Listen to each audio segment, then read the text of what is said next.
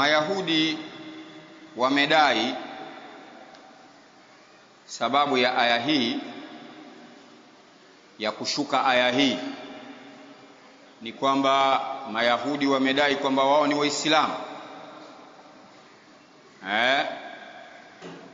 kwamba wao ala dini Ibrahim, wako juu ya mila ya Ibrahim.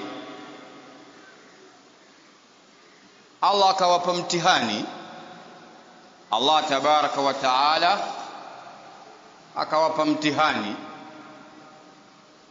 kama kweli nyinyi ni Waislamu na nyinyi mko katika mila aliyokuwa nayo Nabii Ibrahim, walillahi ala nnas hijjul bait, Allah amewaamrisha watu Waislamu waende kuhiji katika nyumba takatifu, man istata'a ilayhi sabila, kwa yule mwenye uwezo wa kwenda. Wa man kafara fa inna Allaha ghaniyun 'anil alamin, yoyote atakayekufuru afahamu kwamba Allah ni tajiri wa watu wote. Kwa hiyo akawaambia, kama madai yenu ni sahihi, ikiwa nyinyi mnachokidai ni sahihi, basi nendeni mkahiji, nendeni mkafanye ibada ya hija. Kwa nini?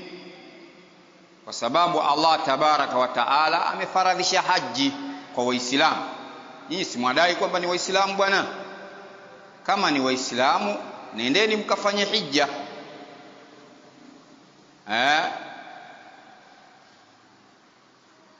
Na ikiwa hamtohiji, mkakataa kuhiji,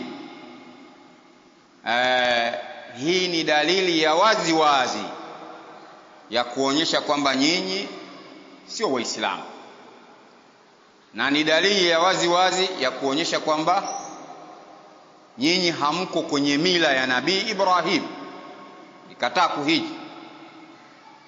Kwa hiyo ndio maana Allah akasema, wa man kafara fa inna Allaha ghaniyun 'anil alamin, yoyote atakayekufuru, hakika Allah ni tajiri wa watu wote.